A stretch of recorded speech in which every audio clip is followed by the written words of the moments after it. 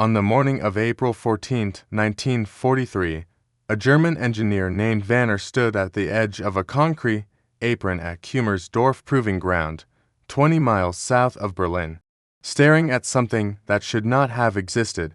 It was an American tank, an M4A1 Sherman, serial number USA 3,067,641, cast hull 75mm gun, olive drab paint still showing the desert dust of North Africa. Someone had chalked armor thickness measurements on every surface, front, sides, turret, mantlet, each number followed by the angle of the plate. The Germans had been thorough. They always were, but the numbers were not what stopped him. He climbed up onto the hull. The metal was cold under his palms. He lowered himself through the commander's hatch, feet finding the turret basket floor, and for a moment, he just stood there in the fighting compartment looking around, and that is when something changed, not in the tank, in him. What this engineer saw inside that turret, what he touched, what he tested, what he wrote in his report would quietly unravel everything the German armored corps believed about the enemy. They were fighting, not about American courage, not about American numbers, about something far more dangerous than either. This is that story.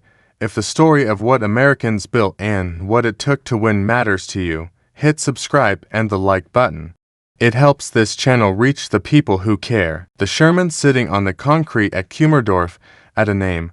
The Americans had painted it on the hull in white letters. War Daddy 2. It belonged to Company G, 3rd Battalion, 1st Armored Regiment, 1st Armored Division of United States Army. 8 weeks earlier, it had been fighting in Tunisia. To understand what that tank was doing in Germany and why what the Germans found inside it mattered, you need to understand what happened at a place called City Boozed on February 14, 1943. Valentine's Day, that morning, before dawn, sandstorms swept the plains of central Tunisia. Behind the wind, two German panzer divisions, the 10th and the 21st, came through the Fed and missile passes aimed straight at the American positions around the village. The Americans had been in North Africa for barely 3 months. Most of them had never heard a tank gun fired in anger. The 1st Armored Division had trained in the California desert, run exercises with wooden markers representing enemy positions, and shipped out believing they were ready. They were not ready. By midday, 51 Shermans of the 3rd Battalion, 1st Armored Regiment, rolled out to counterattack. They moved across open ground in daylight toward German positions they could not see. The 10th Panzer Division was waiting, with Mark tanks, 88mm guns dug into the line, and Stukas overhead. The fight lasted hours. By nightfall, 44 of the 51 Shermans were burning or abandoned. Battalion Commander Colonel Hightoder's own tank was destroyed. He walked back to division headquarters at Sbeitla on foot. Over the next 3 days, the disaster widened. The Americans lost nearly 1,600 men, 100 tanks, 57 half-tracks, and 29 artillery pieces. It was the worst defeat the United States Army would suffer in the European theater. The name attached to it, Kasserine Pass, would become shorthand for American failure, and in the wreckage, the Germans found something they had not expected. They found Shermans that were intact, not destroyed, abandoned. Crews had bailed out from fright or from minor damage that an experienced crew might have stayed to fight through. Green tankers, panicking under their first real fire, had left their machines behind with engines still warm and ammunition still loaded. A recon troop from Panza upon 501, a heavy Tiger battalion, found War Daddy in Sbeitla on February 22nd. The tank was undamaged, fully operational. The crew was gone. The Germans did something they almost never did with captured Soviet T-34s. They did not strip it for parts. They did not modify it. Instead, someone painted on both sides of the hull, "Do not disassemble, reserved for high command." A German crew climbed in, started the engine, and drove it 350 kilometers to the port of Sfax. The journey took 4.5 days, and here is the detail you need to hold on to because it will matter later. During that 350 kilometers drive across unpaved Tunisian roads in a tank built by a locomotive factory in Lima, Ohio, by men who had never built a tank before 1942, nothing broke, not the engine, not the transmission, not the tracks. Not a single component failed. The German crew that drove it noticed. They did not yet understand what it meant, but that Kummersdorf, the engineers would wrote in their evaluation report, would be one of the most quietly devastating documents to come out of the entire war, not because it praised the Sherman, but because of what it revealed about Germany. Kummersdorf was not a place built for admiration, it was built for answers. The proving ground had been testing German weapons since the Kaiser's time. By 1943, it was the Reich's primary evaluation site for everything from VW weapons to captured enemy armor. The facility was methodical, clinical, and thorough. When war daddy arrived by rail from the port, the engineers assigned Vizuk's Fatso number to 159, test vehicle to 159. Bolted on a Van Mat license plate and went to work. They measured every surface. They fired rounds into spare armor plate of identical thickness and angle. They ran the engine on a dynamometer. They disassembled components, weighed them, sketched them, and compared them to their German equivalents. And the first thing they wrote in the report was a criticism. American manufacturing employs loose tolerances. They meant it as an indictment. German tank production, particularly at firms like MAN, Daimler-Benz, Henschel, operated on a philosophy inherited from generations of precision engineering. Every component was machined to exact specific. Gears were ground 2,000th of a millimeter. If a part did not meet tolerance, the skilled machinist fought it, adjusted it, fitted it by hand until it did. A German tank was in a very real sense a handcrafted object, each one slightly different from the last, each one requiring the specific parts made for that specific vehicle. The engineers at Kummersdorf looked at the Sherman's components and saw sloppiness, gaps where German parts would have none, surfaces that were smooth enough but not polished, fittings that were functional but not elegant. Then they tried something. They took a component from the Sherman, the road wheel assembly, and compared it to an identical assembly they had removed from a second captured Sherman. This one taken from a different American unit built at a different factory in a different month. The parts were not identical in the way German parts would be identical. The machining marks were different. The casting had slightly different grain, but the parts fit perfectly without filing, without adjustment, without a single tool beyond what a field mechanic would carry. They tried another component and another, turret fittings, engine mounts, transmission housings, track links. Every single part from one Sherman slid into position on the other Sherman as though they had been made in the same room on the same afternoon. They had not been. One tank was built by Lima Locomotive Works in Ohio, the other by Press Steel Car Company in Pennsylvania, to factories 600 kilometers apart, neither of which had ever manufactured a tank before the war. Producing parts so standardized that a mechanic in a field workshop in Tunisia could pull a wrecked Sherman's transmission and bolt it into a different Sherman from a different factory and drive away. Remember that because what the Germans were looking at was not a tank, it was a manufacturing philosophy that their entire industrial system could not replicate in Germany. If a Panther's final drive failed, and they failed constantly, you needed a replacement final drive made for that specific Panther from that specific production run, often from the same factory. If the part came from a different batch, a mechanic might spend hours with files and shims making it fit. If the right part was not available, and by 1944 it almost never was, the tank sat and waited for a part that might never come. But the engineers at Kummersdorf were not finished. They kept opening panels behind the driver's seat. Mounted low against the hull, they found a small gasoline engine connected to a generator. It was a Homelite auxiliary power unit, a single-cylinder air-cooled motor, no bigger than a bread box. It ran the tank's electrical system independently of the main engine. Turret traverse radio, interior lighting, all operational without burning main fuel or announcing the tank's position with engine noise. And then there was the heat. The exhaust from the little home light was ducted into the crew compartment. In cold weather, American tankers in the Ardennes, in the frozen fields of Lorraine, in the December fog of a Hurricane forest, they had heating, not much, but some. German tankers had nothing. A Panther crew in winter sat in a steel box at whatever temperature the air decided to be. If the engine was off, the inside of the turret was a freezer. If the engine was on, it consumed fuel they could not replace and broadcast their position to every listening post within a kilometer. The engineers noted the auxiliary generator in their report. They did not editorialize. They did not need to, because here is what was becoming clear to the men at Kummersdorf. Even if they could not yet say it plainly, the Americans had not built a better tank. The 75mm gun was adequate, not superior. The armor was acceptable, not exceptional. In a duel against a Panzer IV, the Sherman was roughly an even match. Against a Tiger, it was outgunned, but the Americans had built something the Germans could not match.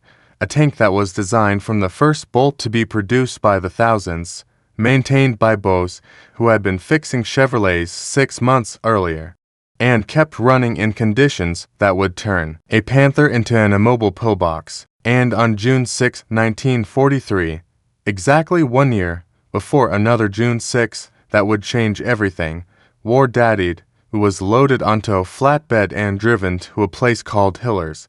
Albert Schar was waiting. So were the men who ran every armaments factory in the Reich, and what they were about to see would force them to confront a question none of them wanted to answer. Hillersleben was an artillery proving ground on the Kolitzlinger Heath northwest of Magdeburg.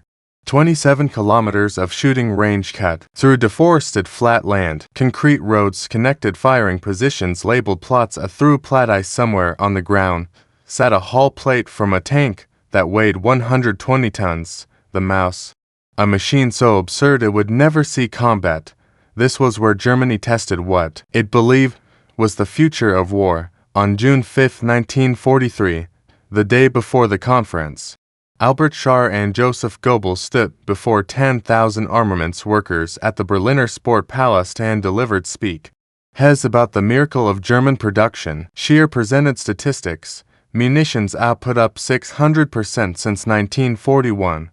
Artillery fourfold, tank deliveries at 1,250% of baseline. The crowd interrupted with applause. The numbers were staggering. They were also a lie. Every figure was expressed as a percentage, not in absolute units, because absolute numbers would have shown that Germany's output was still a fraction of what the Americans and Soviets were producing. Schar had chosen his baseline year carefully, a period in 41 when production had been at its lowest. He was comparing a recovering patient to a man in a coma and calling it a resurrection. After the speeches, Schur and the industry leaders boarded generator-powered buses and drove through the night to Hillers. The next morning on the firing range, War Daddy sat on the packed earth between German vehicles, rockets, heavy guns, a Panzer on a Maltier half-track. A propaganda camera crew was filming, and beside the Sherman for the first time in public sat a vehicle that most of the men present had never seen before. A Panther Aufang D, the very first production model, had been built by man in Nuremberg probably in April. It weighed 43 metric tons. It mounted the long-barreled 75mm KWK-42, one of the finest tank guns of the war. Its frontal armor was 80mm, sloped at 55. On paper, it was everything Germany needed to answer the Soviet T-34 and overmatch anything the Western Allies could field. The demonstration was simple. Both tanks would attempt to climb a steep, muddy slope. The Sherman went first. It churned uphill, tracks clawing at the soft loam, engine straining, hands slid back. It could not make the grade. The camera crew filmed every second. Then the Panther went 700 horsepower from the Maybach engine, wider tracks gripping the same slope. It climbed, it crested. The spectators, Reichsminister Scheer, factory directors, Senior Wehrmacht officers watched the Panther conquer the hill that the American tank could not.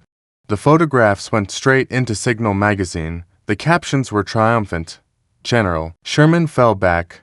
One read, his German contender, a new heavy tank, conquered the same obstacle. Tactical requirements and technical opportunities have been happily united in this mobile, heavily armored German colossus. That was the story Germany told itself in June of 1943. Now, here is the story Germany did not tell. A week after the demonstration, Das Reich, one of the most widely read weekly newspapers in the country, published an article about the captured Sherman.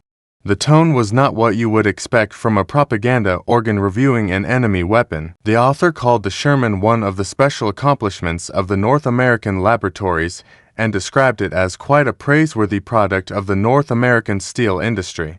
Think about that sentence. A German propaganda newspaper, in the middle of a war in a country where defeatism could get you executed, publicly complimenting the enemy's tank, not its gun, not its armor, its steel industry, its laboratories, the systems behind the machine. Someone, an engineer, an editor, perhaps someone who had read the Kummersdorf report, was trying to send a signal through the nose.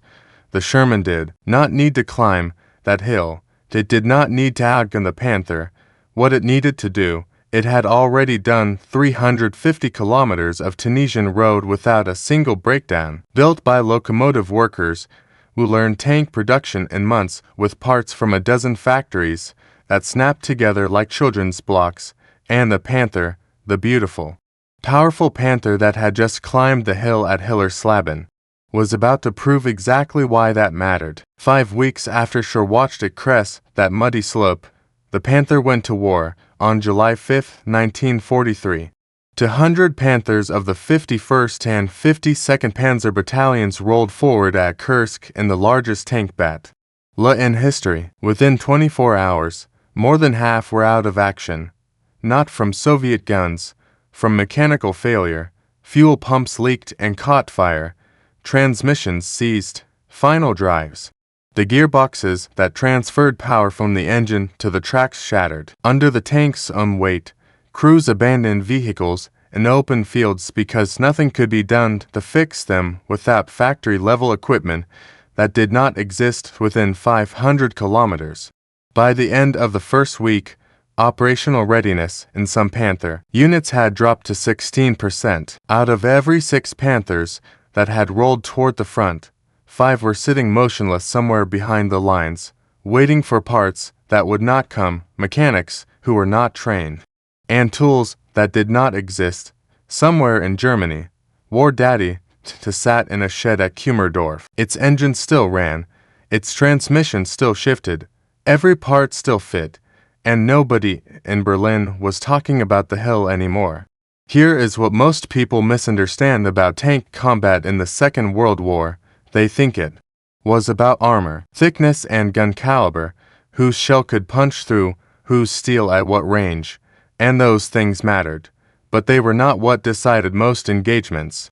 What decided most engagements was who fired first. A study conducted by the U.S. Army after the war found that in the majority of tank versus tank encounters in the European theater, the side that got the first round on target won the fight. Not the side with the bigger gun, not the side with the thicker armor, the side that saw the enemy traverse the turret and put steel on target before the other crew could do the same.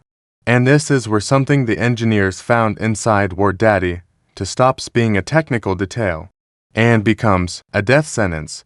Inside the Sherman's turret bolted to a bracket on the right side, a compact hydraulic unit, the oil gear traverse system. It was powered by its own electric motor, which spun a hydraulic pump that could rotate the entire turret 360 in 15 seconds. The gunner controlled it with a hand crank for fine adjustments and a power switch for fast slewing.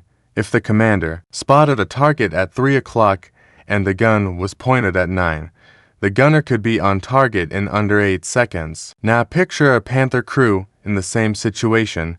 The Alfong D, the model at Hillersleben, the model at Kursk had a turret traverse system driven by the main engine through a power takeoff.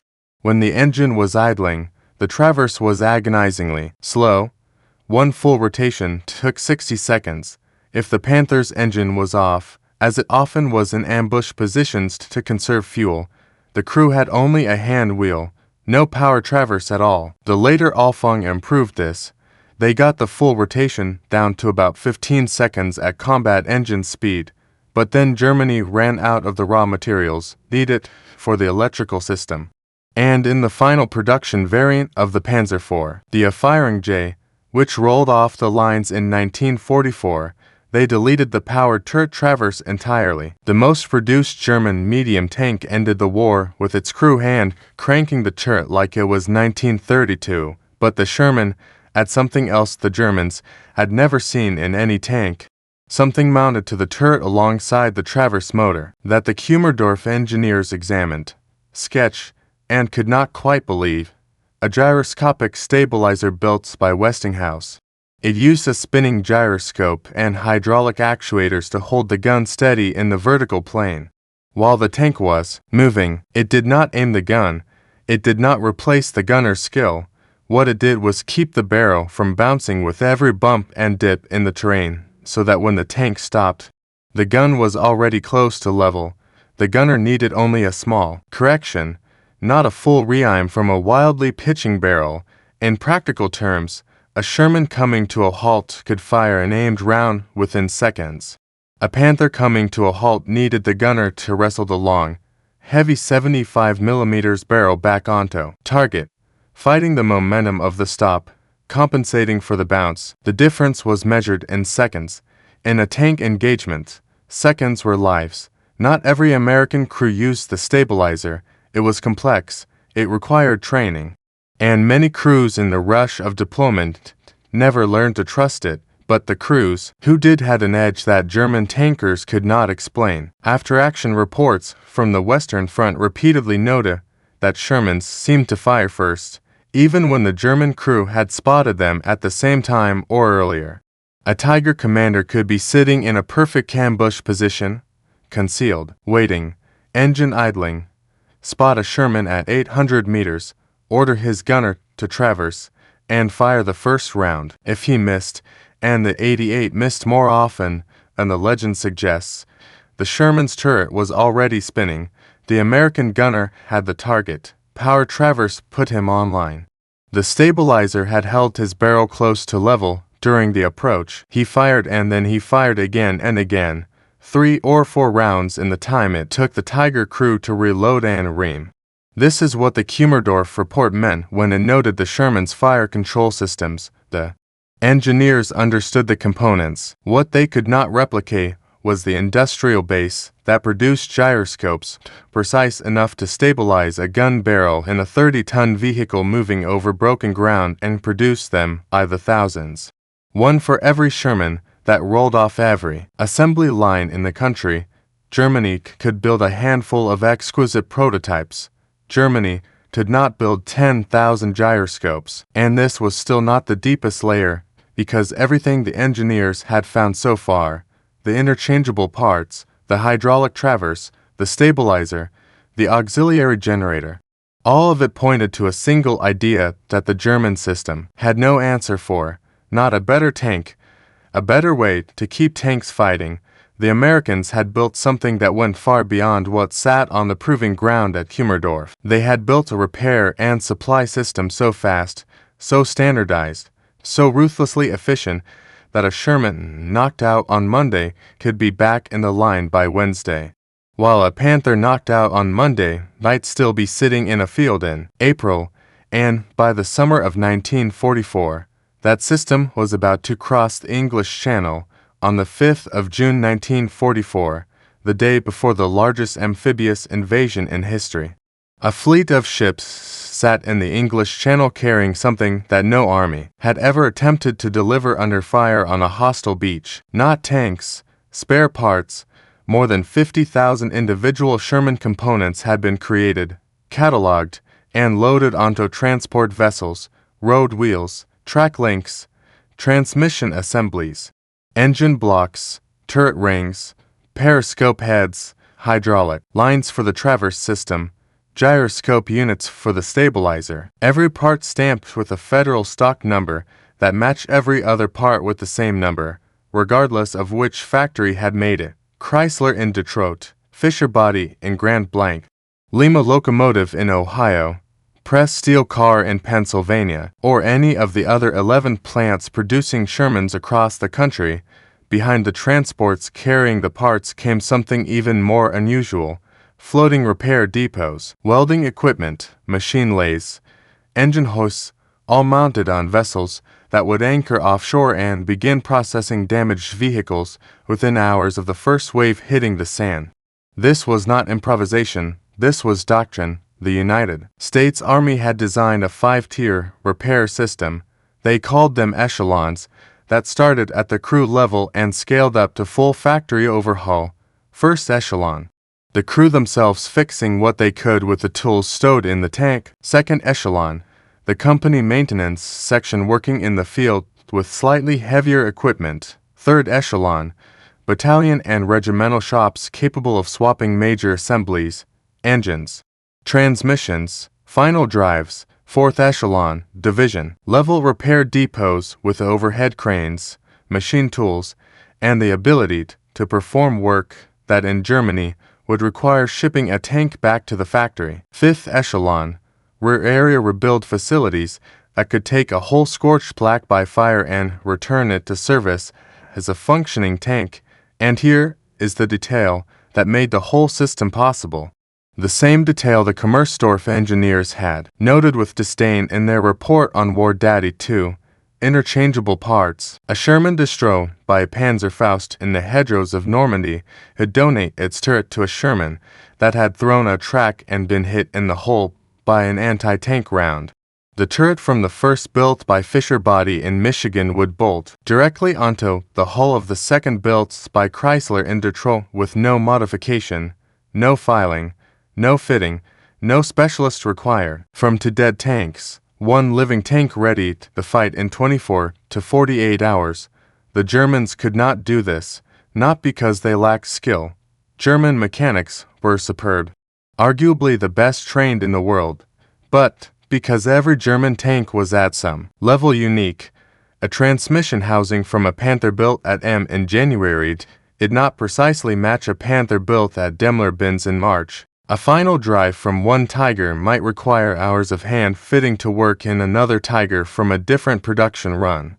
And a Panther part would never under any circumstances fit a Panzer IV or a Tiger. 3 completely different vehicles, 3 completely different supply chains competing for the same shrinking pool of raw materials, skilled labor, and factory floor space. Imagine a German maintenance officer in Normandy in July of 1944. He has 14 Panthers in his battalion. 6 are operational. 5 are waiting for final drives that have not arrived from Germany. To need transmissions and replacing a Panther transmission require removing the entire upper hull and driver's compartment. A job that took a specialized crew with a crane the better part of a day in a rear area safe from air attack. One has an engine fire. He has no spare engines. He has sent for requests up the chain of command. The roads behind him are being bombed round the clock by American fighter bombers. Now imagine his American counterpart. He has 30 Shermans in his battalion. 26 are operational. 2 were knocked out yesterday. 1 is already back. The maintenance section pulled the damaged transmission in 6 hours, bolted in a replacement from the spare parts truck, and the tank drove back to the line before dawn. The other needs a new turret basket and gun mount. 4th echelon work. It will be back in 2 days, by August of 1944.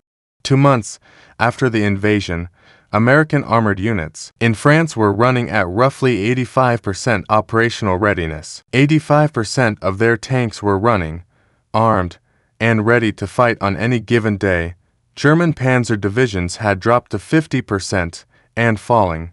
Not because the Americans were not losing tanks. They were losing them at ferocious rates in the hedge, in the Bockiage fighting, in the open fields south of Caen, but the system behind them was replacing and repairing faster than the Germans could destroy. A Sherman burned out on Tuesday could be a rebuilt Sherman on Friday, a Panther burned out on Tuesday was scrap metal. And the men who suffered most from this arithmetic were not the generals reading reports in Berlin. They were the German tankers, sitting in their vehicles watching the numbers change day by day. Fewer Panthers in the morning assembly, fewer still by evening. The maintenance tents empty because there was nothing to maintain with, while across the hedgerow, the Americans seemed to have just as many Shermans as yesterday, maybe more. Those tankers were about to get a chance to understand why.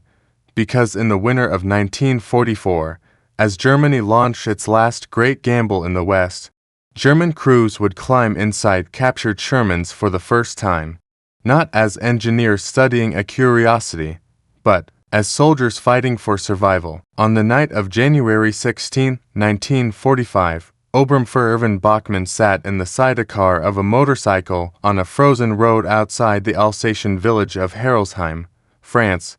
He was 23 years old. He had been fighting since Poland in 39, 6 years for France, more tanks than he could count destroyed or abandoned under him. He was the battalion adjutant of the 1st Battalion 10th SS Panzer Regiment Frundsberg Division. He had 4 operational Panther tanks. 4. That was his entire armored force for the night's attack. Operation Nordwind, Germany's last offensive in the West, had been grinding forward for 2 weeks, trying to break through American lines in Alsace, while the Ardennes offensive bled out to the north. Fuel was scarce. Replacement vehicles were non-existent. Bachmann's regiment had started the war with over 100 tanks. Now he was planning an assault on an American-held village with 4. He did not know what was waiting inside Heroldsheim, but the patrol had reported American armor in the streets. Tanks from the 43rd Tank Battalion, 12th Armored Division. How many? The patrol could not say. Before dawn on January 17, Bachmann led 2 of his Panthers into the village from the south. The streets were narrow, the buildings close. He positioned the 2 tanks at a crossroads and set up Painter Faust teams in the doorways. Then he waited. The first Shermans came around a corner at close range. Bachmann's Panthers opened fire. 2 Shermans burst into flames. Then a third. The American column, caught in the tight streets with no room to maneuver, stalled. Bachmann dismounted from his motorcycle, picked up a Panzer Faust, and personally destroyed a 4th Sherman at point-blank range. In the chaos that followed, the American tankers, many of them green replacements who had been in France for less than a month, found themselves surrounded, cut off from their battalion, low on ammunition, unable to back out of the narrow streets. 60 American soldiers surrendered.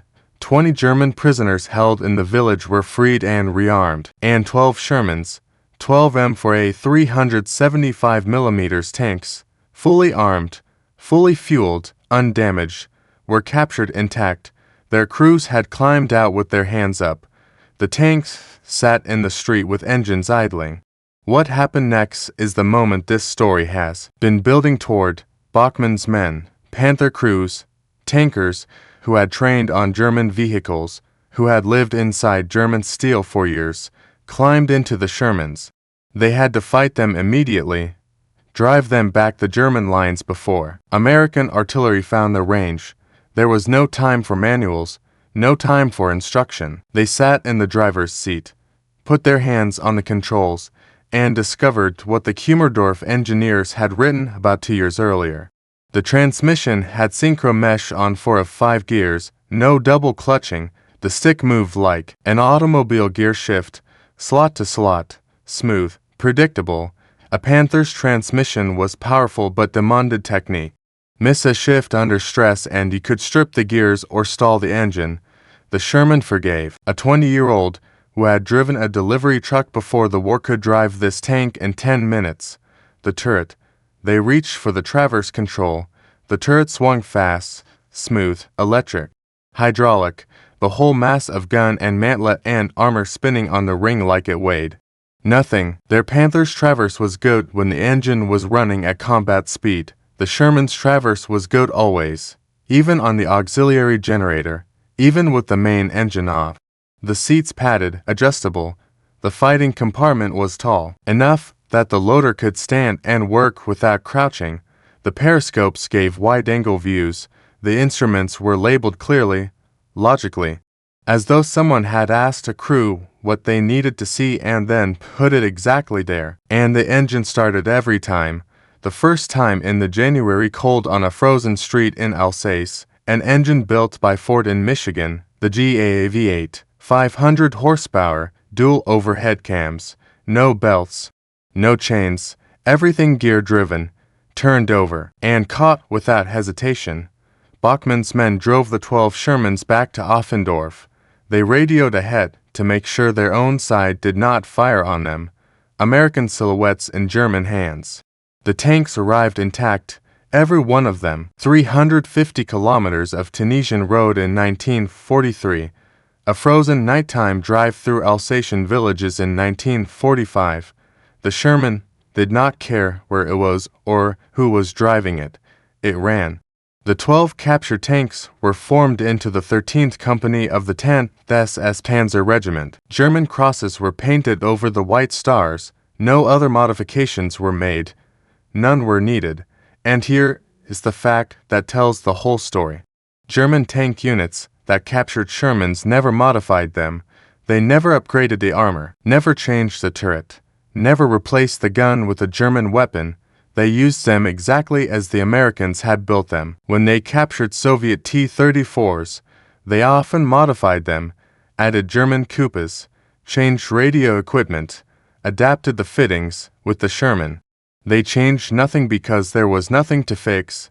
6 days after Bachmann's men captured those 12 Shermans, 6 days, the men who ran Germany's entire armored production gathered for a meeting that would lay bare just how deep the crisis went, and the words spoken in that room are among the most quietly devastating of the war. January 23, 1945, 6 days after Hildesheim, a conference room somewhere in the German military bureaucracy. The men gathered round the table were the Panzer Commission, senior officers, engineers, and industrial representatives responsible for every armored vehicle Germany produced. General Wolfgang Tamale opened with a report from the front. He did not soften it. From the front, there continues to be serious complaints regarding final drive breakdowns in all vehicle types. He read the numbers. 500 defective final drives on the Panzer IV, the workhorse, the tank that had been in service since 1939, the one vehicle they were supposed to have mastered. 370 defective final drives on the Panther, the tank that was going to win the war, the answer to the T-34, the machine that had climbed the hill at Hillesleben while the Sherman slid back. Roughly 100 defective final drives on the Tiger, nearly 1,000 tanks sitting in fields, in repair depots, on roadsides, not because the enemy had destroyed them, but because the gears inside their own drivetrains had chewed themselves apart. Tamala said something that no German general had ever said this plainly in an official meeting. In such circumstances, an orderly utilization of tanks is simply impossible. Then he added the sentence that the Kummersdorf engineers could have written 2 years earlier if anyone had been willing to hear it. The troops lose their confidence and, in some situations, abandon the whole vehicle just because of this problem. Abandon. Not because of enemy fire, not because of fuel shortage, because the crews no longer believed their own tanks would move when they needed them to. Think about what that means for a tanker. You are sitting inside 43 tons of steel in a frozen field in East Prussia. You can hear Soviet artillery walking closer. You press the ignition. The Maybach engine turns over. Maybe you put the tank in gear. The transmission engages.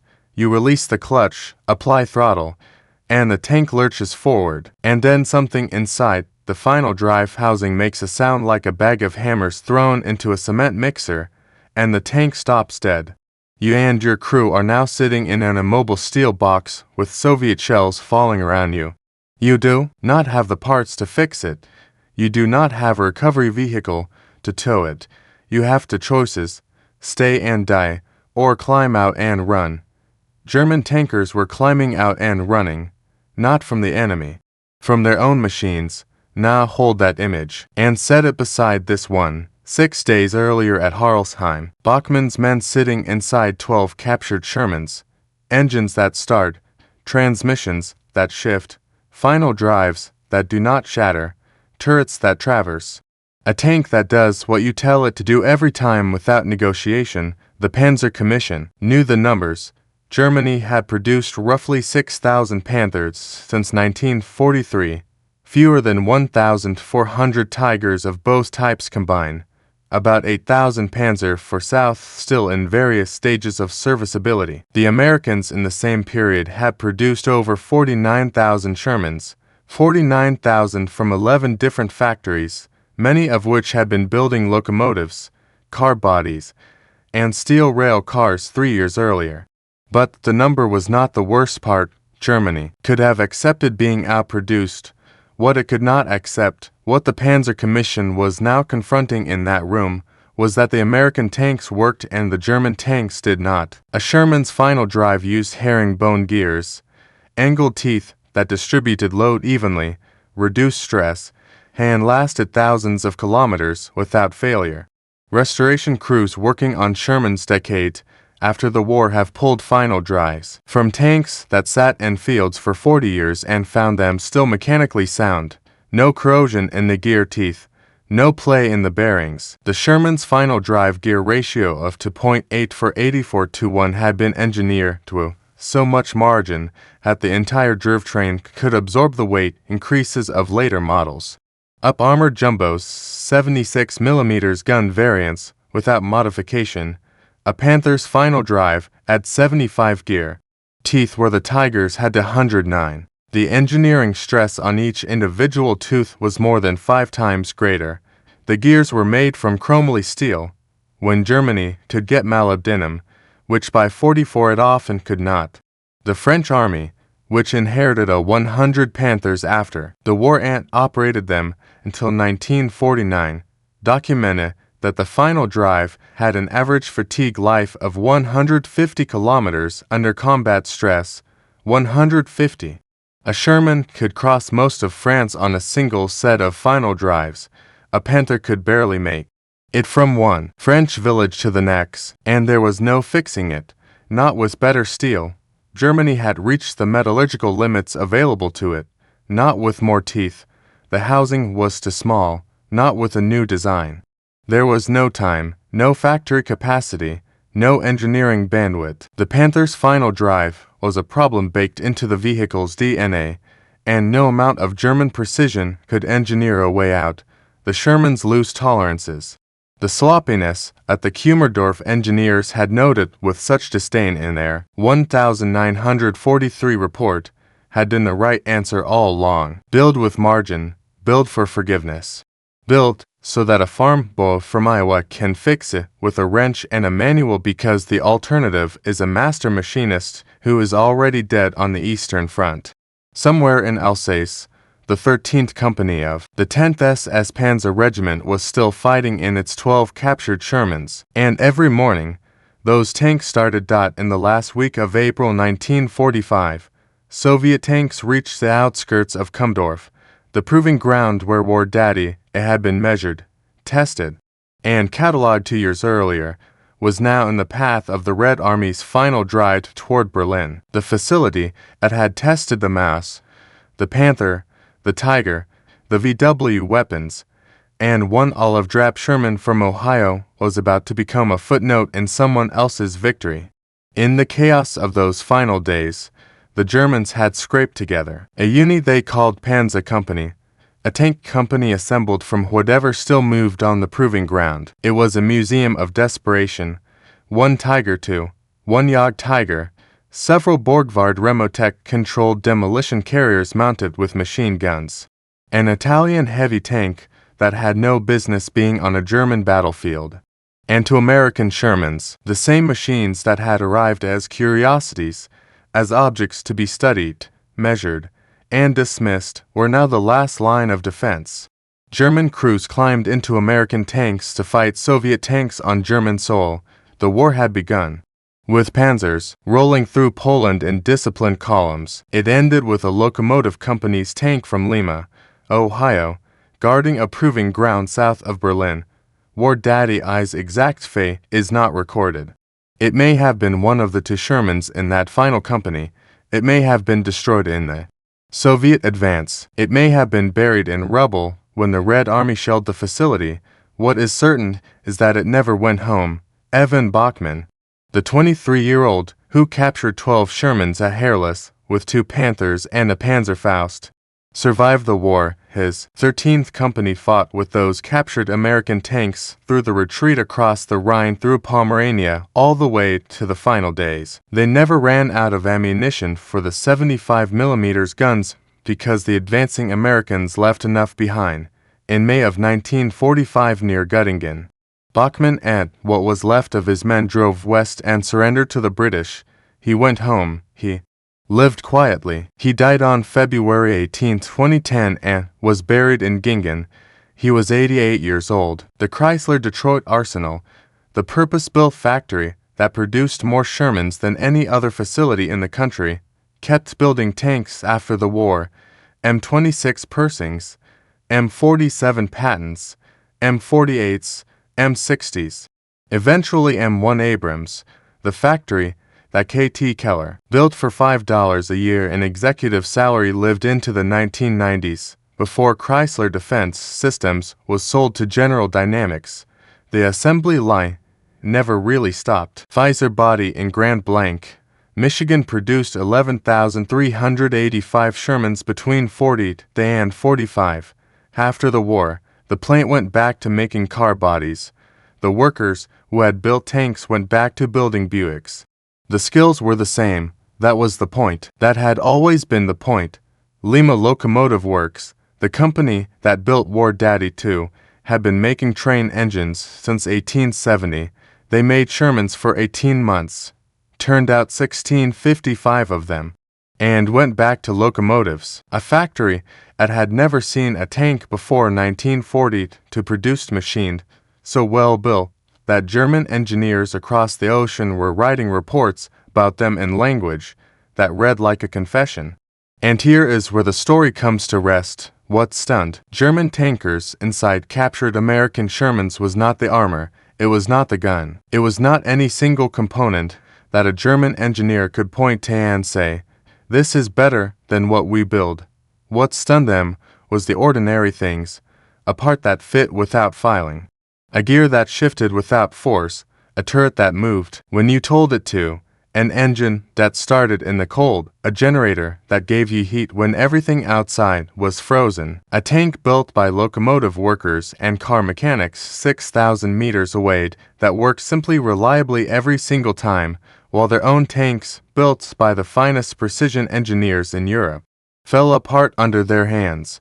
That was the verdict, not spoken in a conference room or written in a formal report, but felt in the fingers of a German mechanic who picked up a Sherman Road well and watched it slide into place without resistance in the hands of a driver at Hairless who put the Sherman in gear and felt the synchro mesh catch like a Sunday drive in the silence of a Panther crew sitting in a dead tank in a frozen field, knowing that across the line every American tank was running. The Americans did not build the best tank of the Second World War, they built the best system, and the men inside the captured Shermans were the first to understand what that meant, not as a statistic, not as a production chart, but as the feeling of a machine that worked, built by a country that had figured out something Germany never could, how to make 50,000 of anything, and make every single one of them right. Thank you for staying with this story for the last hour. If it moved you or taught you something you did not know, a like genuinely helps. It tells the algorithm that this kind of deep history matters and it helps these stories reach the people who want to find them. If you are not subscribed yet, I would be honored if you joined us. Hit subscribe and the bell so you never miss a new investigation. I would love to know where are you watching from today, and if someone in your family fought for the Allied cause in the Second World War, a father, a grandfather, a great uncle who helped build that victory, tell me about them in the comments. Their service deserves to be remembered.